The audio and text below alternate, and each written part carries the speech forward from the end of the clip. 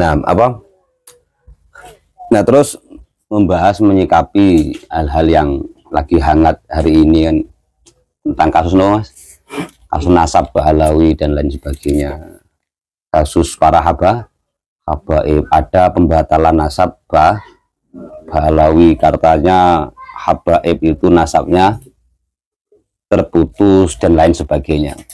Nah, ini sengaja saya membahas itu karena sekarang ini banyak yang santri-santri agak keblinger, agak nggak jelas arahnya gitu. Entah kenapa kita yang punya kiai yang sudah jelas kiai kita sikapnya bagaimana, ikut-ikutan rame melok-melok kelompok-kelompok yang nggak jelas. Andaikan jelas pun itu bukan kiai kita.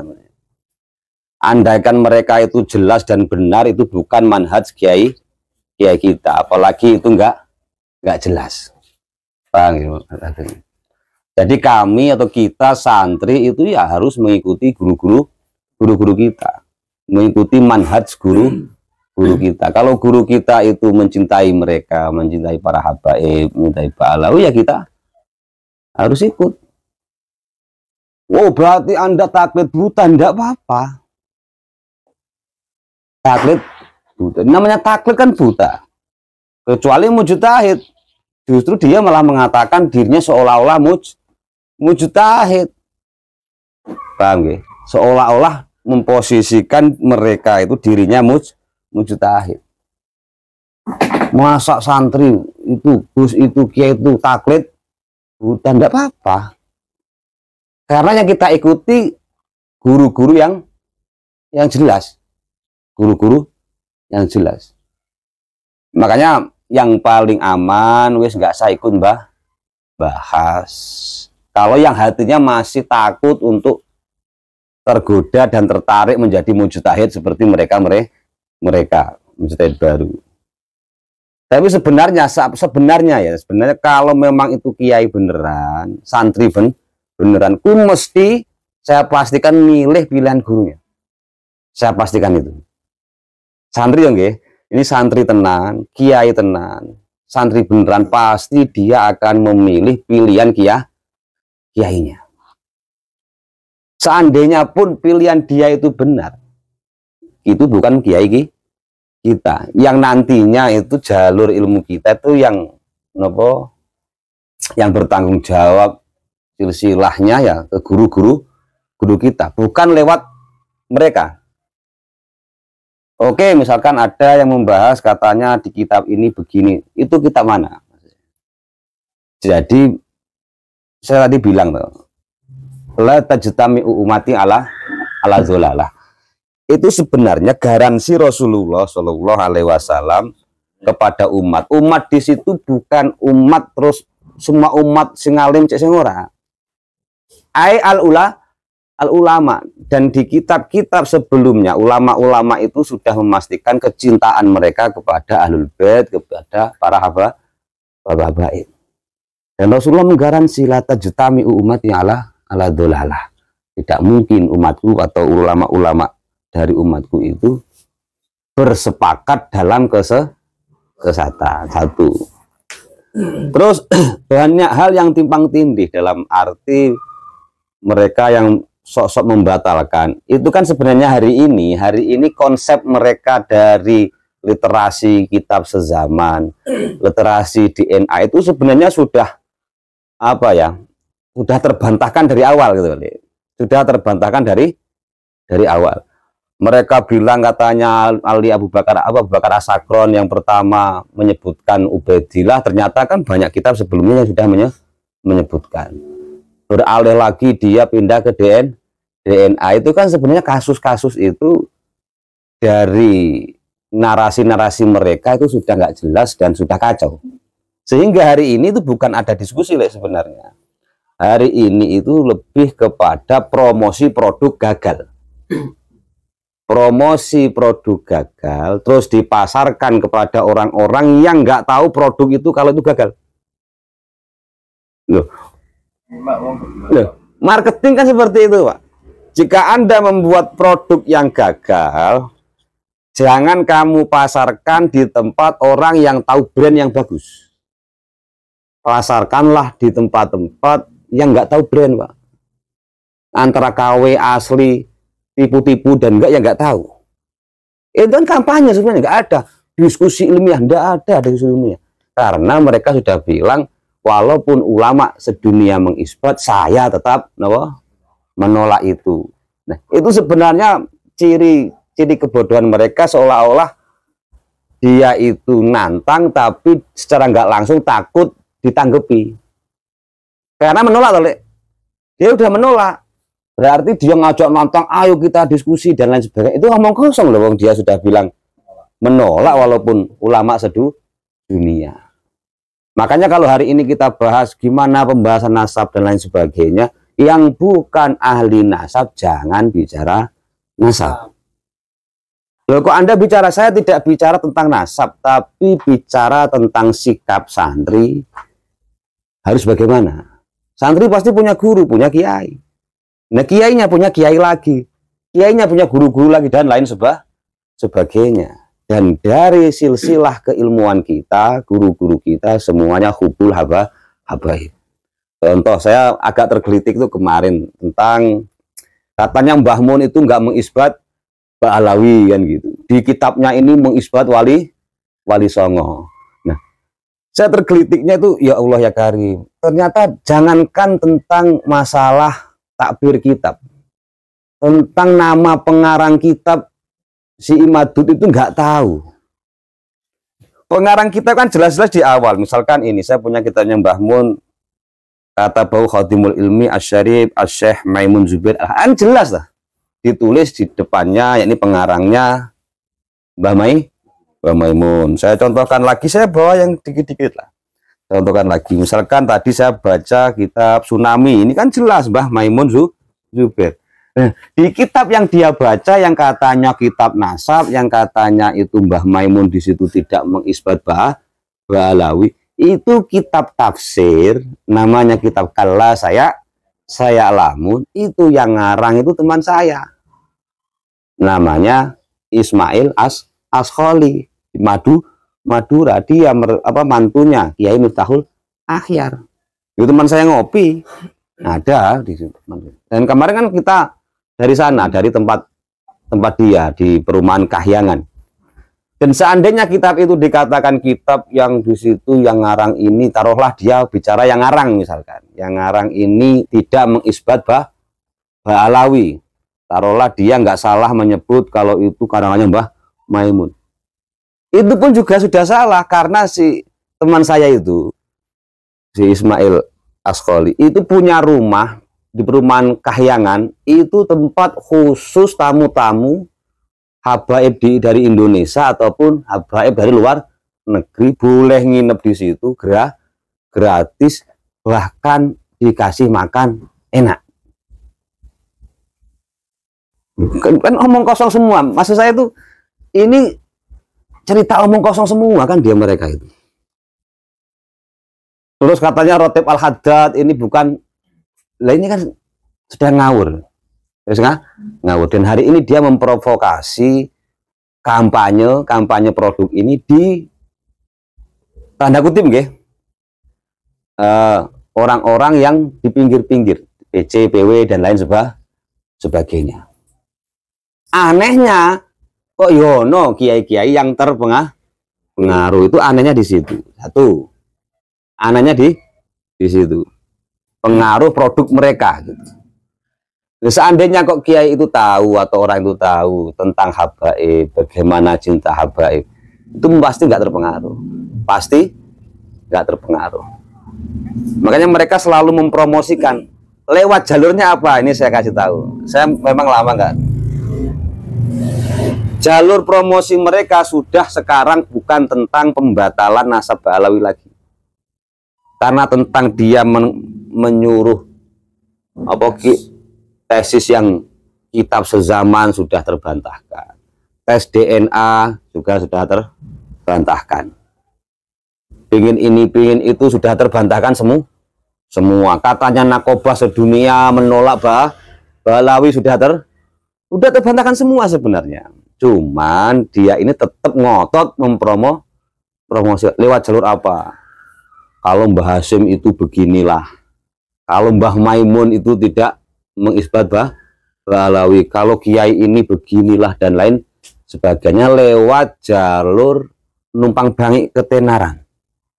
Seolah-olah Kiai yang mereka narasikan itu sama pola pikirnya dengan dia. Terus orang terus main logiknya begini dong, Kiai itu aja nggak mengisbat, apalagi yang lain yang di bawahnya. Nah, ini kasus ini sebenarnya jalurnya dia numpang ke Kiai, mengatasnamakan seorang Kiai, gitu. Kalau Kiai ini tidak mengisbat Mbah Alawi, ya nggak perlu mengisbat loh. Isbat itu kalau memang nafi, kalau memang nggak ditetapkan, ya sudah tetap, nggak perlu diisbat. Tinggal perilaku kita hubbu ahlul bait atau bukan.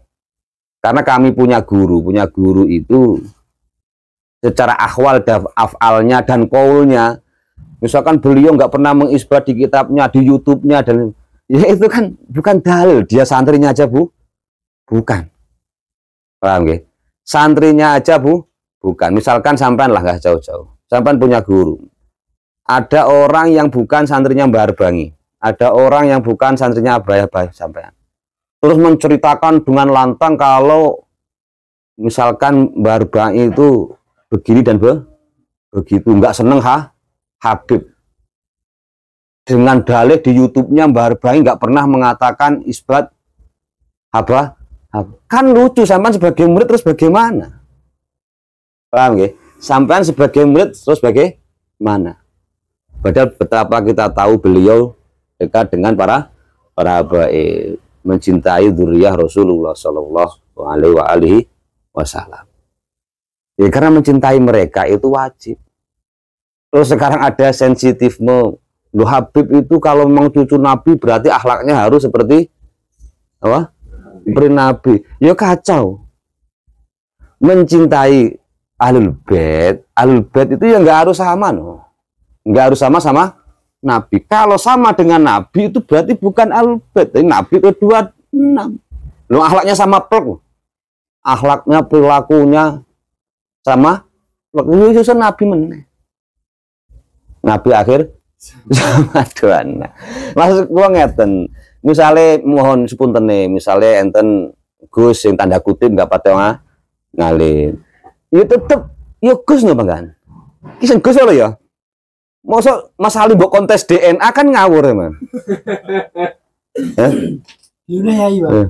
Mas Ali tes DNA.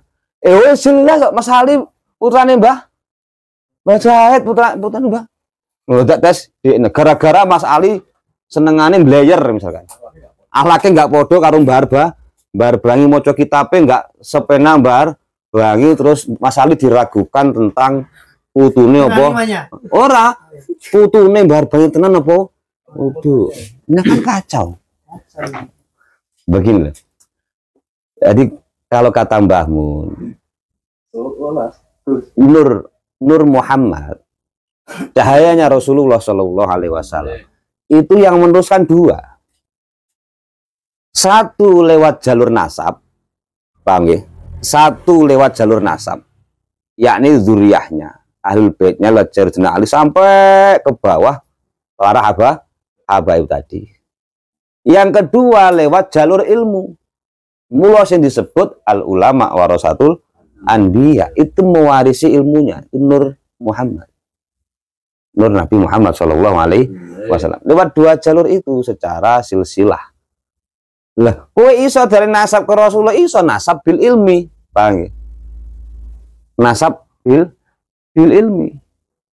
Wis to nggak usah ngaku-ngaku nasab ke Rasul, ngaku-ngaku Habib, nggak usah. Kowe ngalim terus cina ngaji tenanan, ngamalno ilmu tenan, kamu sudah nasab ila Rasul bil ilmi, paham ya? Bil ilmi, nggak usah waduh cilik hati terus iya ini gitu, nggak usah cilik hati. Nah kalau nasab genetik, paham ya? Nasab genetik atau nasab secara silsilah bin ini ke bapak sampai Rasul, Itu nggak bahas ilmu, Mas. Mbok ngalim, mbora, paham nggih? Mbok ngalim, mbora. Dialak tau ora saumpama. Iya tetep Habib, putune Kanjeng Nabi. Karena fi dzatihi, kalau teman, fi dzatihi, zatnya itu memang sudah ada nur Rasulullah Shallallahu Alaihi Wasallam. Wah, Habib itu apa? Sok jumawa, harus di atas terus. Indah, nyatanya ada Habib yang sudah tua ngaji sama kita kok. Fair-fairan ngaji. Dia ngaji kok. Ini mungkin Habib-Habib yang Anda temui mungkin yang seperti itu. Habib yang kita ketemu aku gampang disangoni ya. Enggak dawir golek duit jadi. Enggak, maksudnya jangan sampai kita ini terjerumus hukmul ba'di alal kul, menghukumi oknum terus semuanya dianggap sama. Nah, ilmu akhlak, paham nggih? Ilmu akhlak itu syai'. Nah, masalah nasab syai'un akhar. Berarti nggak ada hubungannya akhlak dan ilmu untuk membatalkan sebuah nasab seseorang. Misalkan repot meneh, misalnya kue mbiyen mbahmu sugih, kue melarat. Mbahmu sugih kok melarat, tenan apa ora? Tes DNA neng, walah, wacah donya. Kacau, niate jere mempersatukan Nusantara, mempersatukan umat, tapi malah tafrikul umat, memecah belah umat. Ada lagi yang bilang, sudah sekarang kita nggak perlu baca simtu duror. Kita kembali lagi ke berjanji sama tibai. Ya monggo sampean sing kembali loh, kita dari dulu tetap baca. Kita itu dulu tetap baca, sampai sekarang tetap baca berjanji, tibai, burda. Paham nggih? Terus simtu duror kami tetap baca. Nah, orang yang mengajak kita kembali baca tibai dan Albert janji, berarti Anda pernah meninggalkan itu. Mengajak kembali kok. Iya, adanya simtuduran kamu meninggalkan itu kan kacau. Kalau kami secara wasiat guru-guru kami, walaupun sekarang yang rame simtuduror, cung, tetap dibai berjanji burdah diwoco, tetap diwoco. Ora oleh nolak sing anyar, sing rage rame apa mbok tolak ya ora oleh. Tetep kowe melu wis zamane, tapi kowe ora oleh ninggalno sing lawas. Dibai berjanji napa? Burda tetap diwoco dan maulid-maulid yang lain. Jadi kalau ada yang menyerukan kita kembali kepada dibai dan berjanji, tidak usah baca simtu duror, seumpama ada yang bilang seperti itu. Ya, berarti yang bilang seperti itu dia pernah meninggalkan gitu. Kok suruh kembali? Kami nggak perlu kembali. Kami masih membaca itu sampai detik ini. Terus ada yang bilang Habib ini pemalsu sejarah dan masalah tentang pemalsuan sejarah, seandainya itu benar dipalsukan, yo nggih enek hubungane karo masalah nasab saumpama lho wi. Makanya yang alangkah baiknya yang menuduh pemalsuan makam, pemalsuan sejarah, pembelokan sejarah, monggo langsung kepada yang bersangkutan yang bercerita itu. Jadi begini, tak kasih literasi tentang sejarah sedikit ya. Dalam sejarah itu ada yang memang mudawan ditulis. Ada yang tidak ditulis.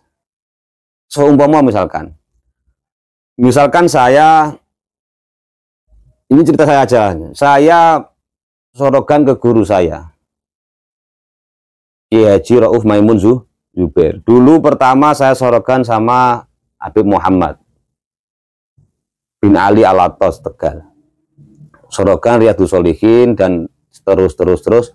Yang memang awal itu yang sorogan cuma saya dengan Habib Muhammad. Nah, dan itu nggak ditulis dalam sebuah misalkan dalam sebuah manuskrip nggak ditulis.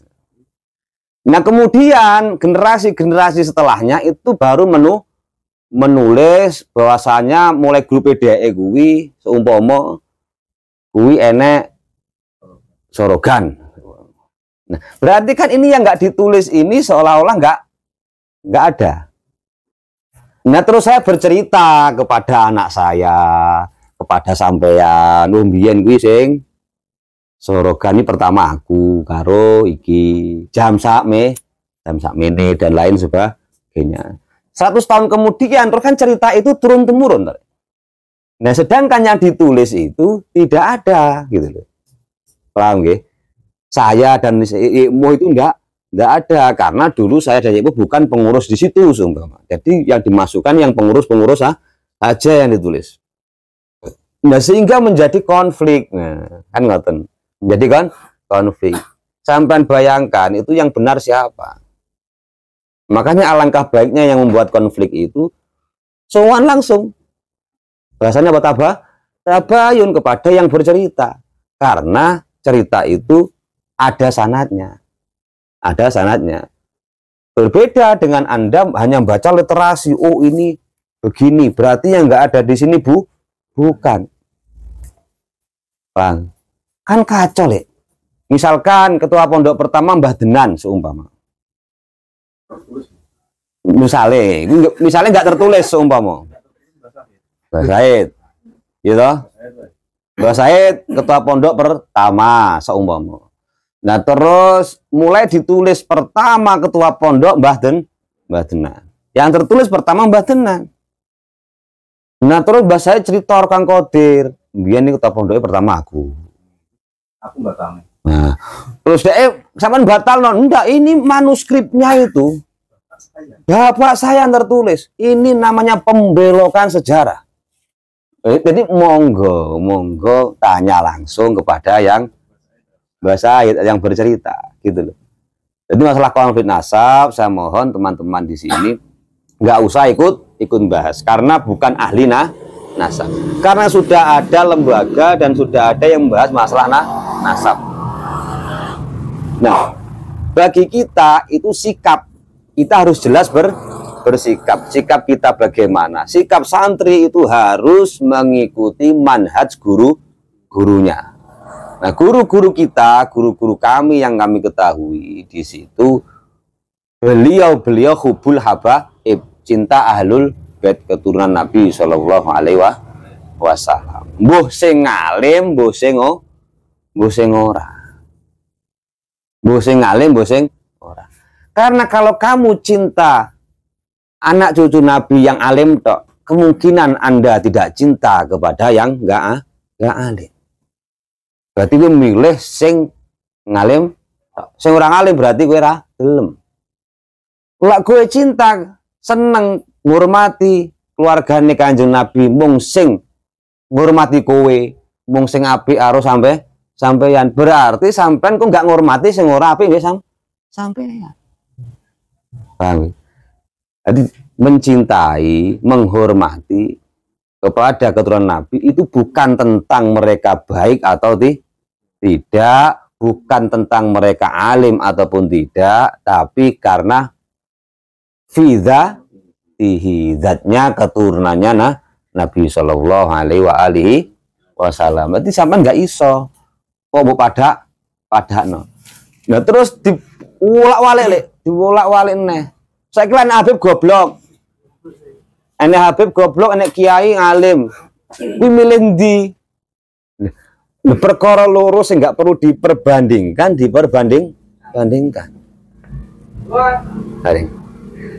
Kalau alim, wong sing ngalim, kuwi cek Habib utawa utuh Habib, kuwi tetep melok sing ngalim, ngaji karo sing ngalim. Senajan ning kono kuwi utuh Habib kok ngalim, kuwi ngaji yo. Apa meneh dhek yo Habib yo ngalim. Misalnya enek Habib kok enggak ngalim, enek kiai ngalim, kowe milih yo ngaji ning kiai. Paham ya? Nah, kowe ngaji ning kiai sing ngalim, kuwi belum ora aja dimaknani terus kudu pegel karo Habib sing gak ngalim. Kuwi beda. Kowe wajib ngurmati Habib senajan gak ngalim. Tapi kowe ora wajib ngikuti. Ora wajib ngikuti nek Habib gak ngalim goblok. Habib jenengan imam. Allahu Akbar. Baru keluar kabeh. Upene Habib iki. Terus mbok kon imami salat jenazah. Lalai kamu ketemu Habib yang tidak alim misalkan. Mbok kon imamnya nek ruku kan juga aneh. Berarti salah sampeyan. Sing salah sampeyan. Makanya tempatkanlah sesuatu pada tempatnya. Kowe tetep masalah ilmu kudu manut sing ngalim. Senajan ora Habib. Kadang yo enek sing kebablasan pene sing ngalim ora Habib. Dekne, ora Habib wae moh ngaji. Kuwi neng. Enten sing ngoten niku.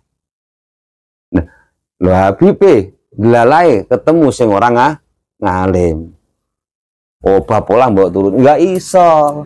Karena ilmu nggak ada hubungannya karo nasab nggak ada hubungannya karo ilmu. Eling-eling nggih.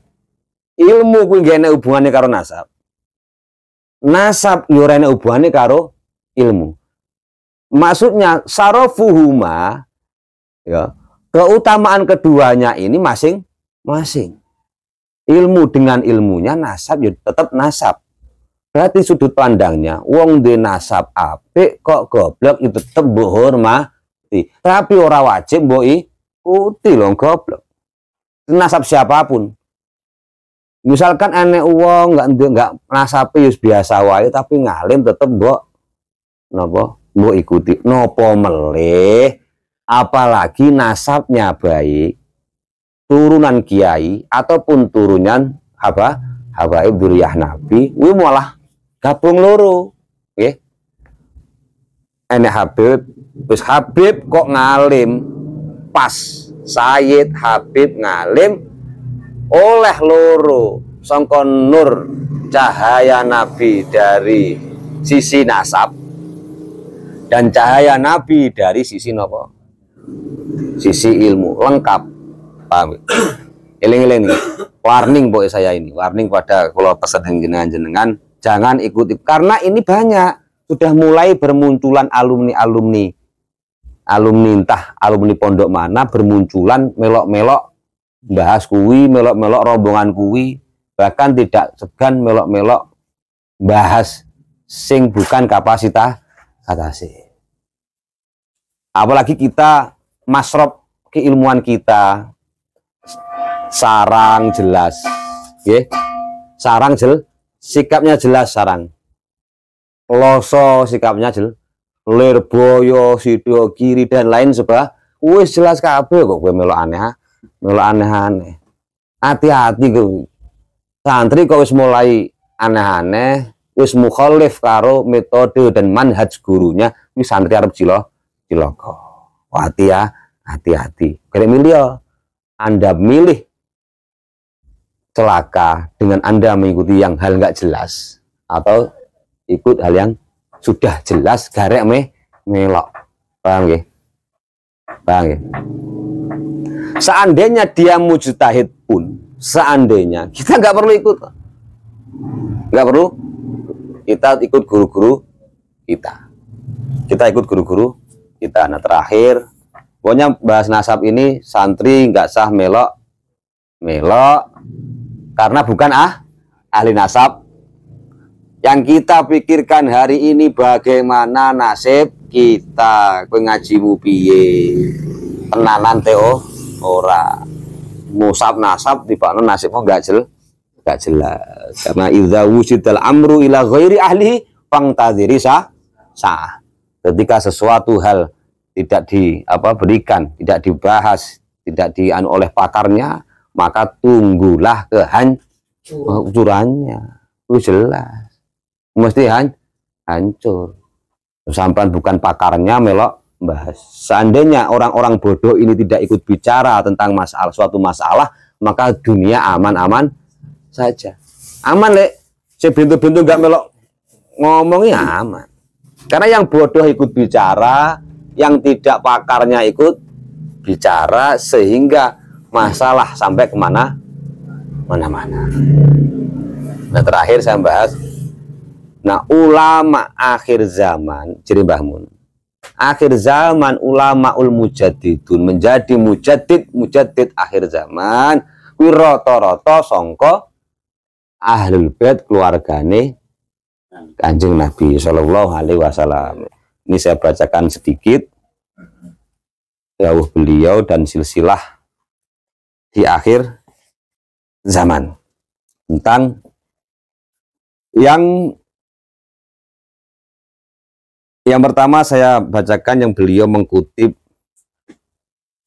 sabda Nabi Shallallahu Alaihi Wasallam, ya ayyuhan nas inni taraktu fikum ma in akhadtum bihi lang tadilu kitaballah wa itrati ahla baiti. Ya, tapi sungguh kalian manusia, sesungguhnya aku telah meninggalkan untuk kalian pedoman yang bila kalian amalkan, kalian pegang, niscaya kalian tidak akan jatuh dalam kesesatan, yaitu kitabullah dan para keturunanku. Nah, itrati ahli baiti berarti ini yang alim, yang alim. Yono Habib sing alim yo pirang-pirang. Habib sing alim pirang-pirang. Nah, ngoten nggih. Jadi kita tetap sikapnya sama dengan, kalau tanya sampean, menurut sampean sikapnya sampean tentang masalah ini bagaimana? Sikap saya seperti sikap guru-guru saya. Wis, biasa sok main logika. Logikamu bener lah lo salah. Hah? Aslinya baik kleru. Sorogan ngono kae kleru. Kowe mesti kleru we. Kowe lah gak bahas nasab nggih, gak bahas nasab. Aslinya baik nyorogi Grumiyah katam kon bilan-bilan ini skleru asih. Ini kan menghambat wong alim. Seumpama terus gue ngritik, maksudnya ngritik, ya kan ya bener-bener wae cara.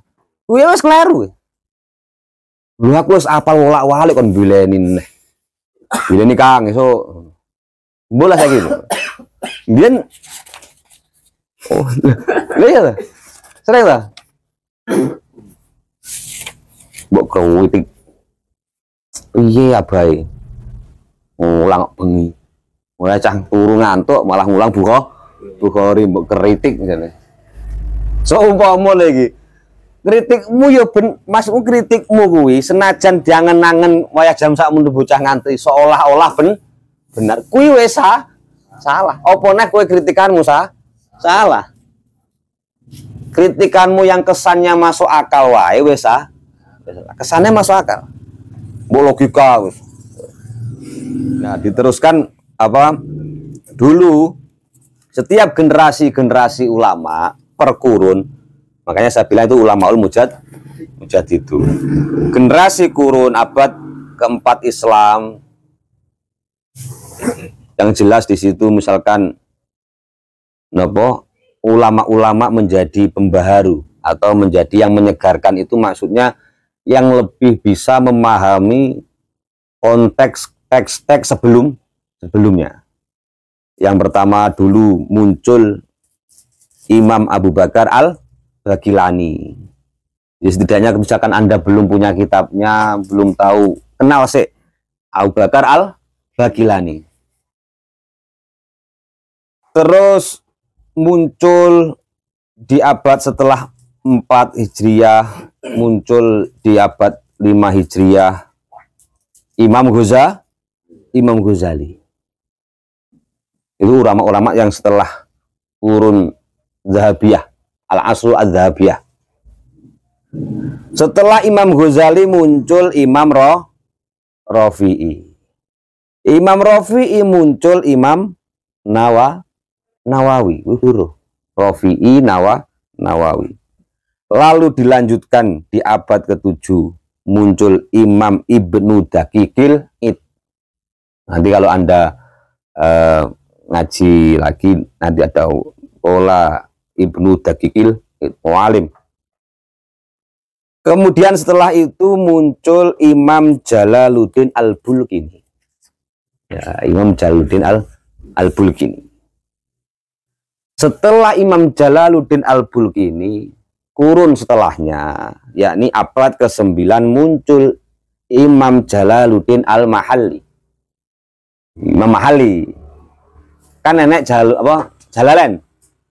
Jalalain nggih. Kuwi Jalaluddin Al-Mahalli, yang satunya Jalaluddin As-Suyuti. Setelah Jalaluddin Al-Mahalli muncul Imam Jalaluddin As-Suyuti. Berarti setelah Jalaluddin Al-Mahalli muncul Imam Suyuti. Nah, Imam Mahalli termasuk yang punya Syarah Mahalli. Syarah Minhaj. Ya, doakan semoga nanti kita bisa baca kitab itu. Syarhul Minhaj, Syarah Mahalli. Qala ada. Wakila wa qaul sani seru engko perang qaul akeh. Qaule kata. Nah, ilmu qawaidul fikih mengalami masa keemasan pada era Imam Suyuti. Maka ada kitab namanya Asbah wan Nadhair. Itu namanya kitab. Setelah itu Imam Ali As-Sibro Malisi, enek sing Sibro Mulasi macane. Enek sing Sibri Milisi terserah fasna masitum. Nah, setelah itu muncul lagi nama Imam Ibnu Hajar Al-Haytami. Ini termasuk mulai sudah pembahasan Balawi dan sebagainya. Ibnu Hajar punya sanad-sanad sampai ke atas lewat jalur silsilah Alawiyyin. Nah, Ibnu Hajar Al-Haytami. Nah,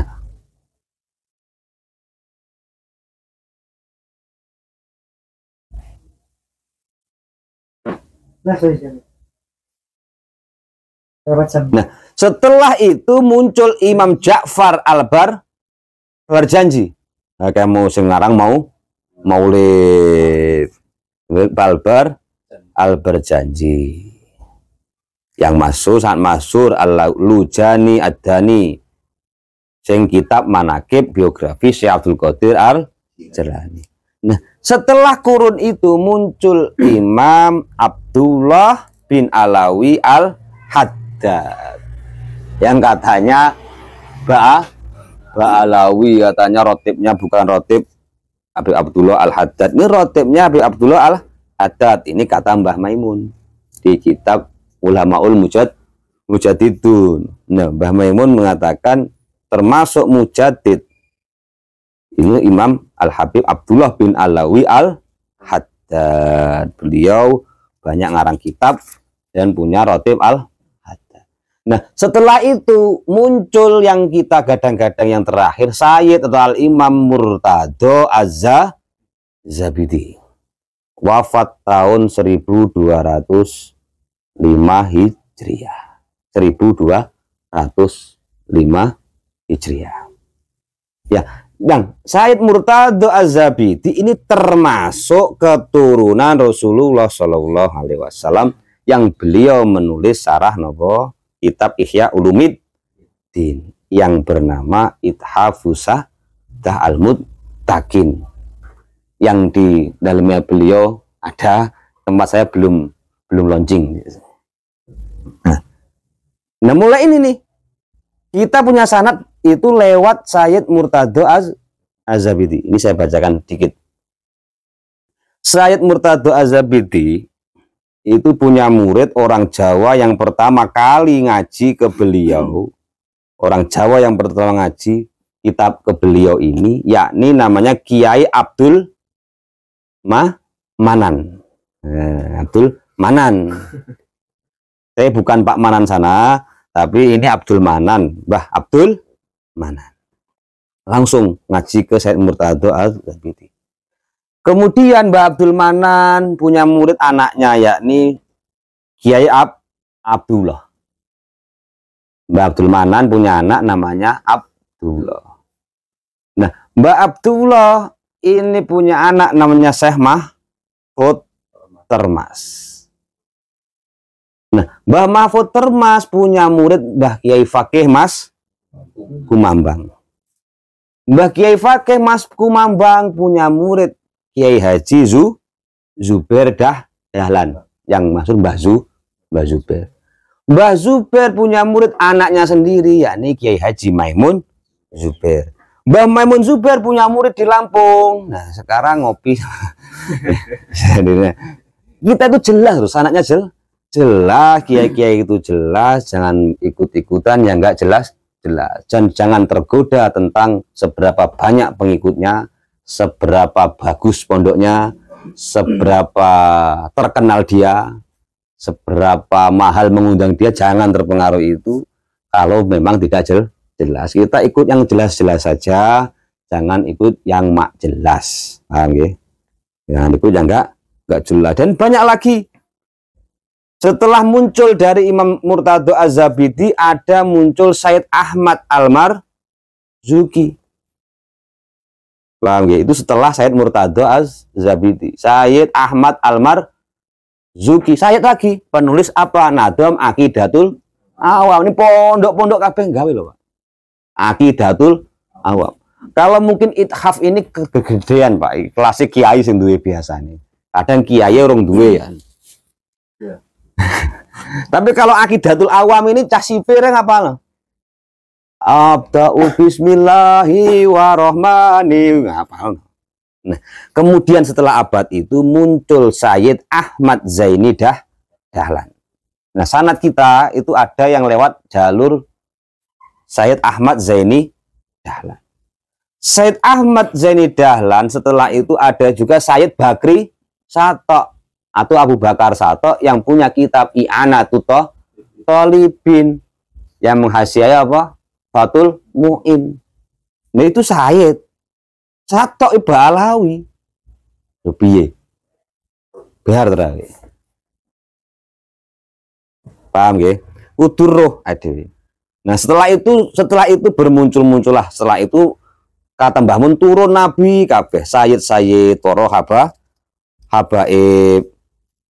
Nah, beliau juga bilang diantaranya ada yang masih hidup ini dulu sehingga hari ini semoga Allah selalu menjaga mereka. Nah, beliau mendoakan semoga Allah selalu menjaga mereka, termasuk Sayyid Habib Zain bin Smith yang punya kitab Manhajus Sawi yang kita baca itu Sayyid atau Habib Zain bin Smith di Madinah, Sayyid Farfur di Mesir, Sayyid Hisamuddin Damaskus Syria, ada juga saudaranya Sayyid Abdul Latif.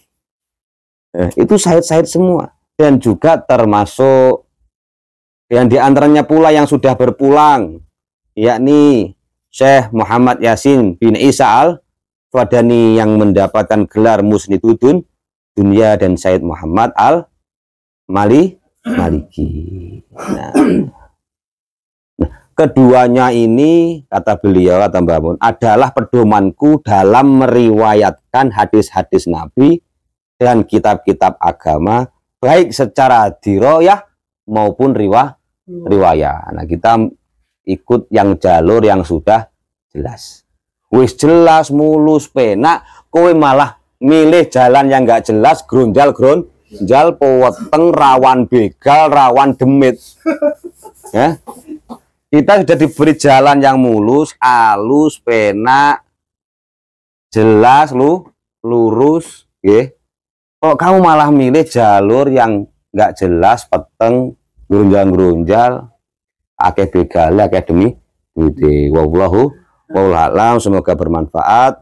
Bukan bermaksud apa-apa, tapi hanya mengingatkan teman-teman. Saya hanya mengingatkan teman-teman santri-santri yang sudah kiai, wallahu a'lam, saya enggak. Kalau merasa teringatkan monggo, kalau tersinggung jangan, karena saya yakin Anda nggak seperti yang saya bicarakan. Saya hanya mengingatkan santri harus jelas bersikap. Wallahu a'lam bishawab. Jelas.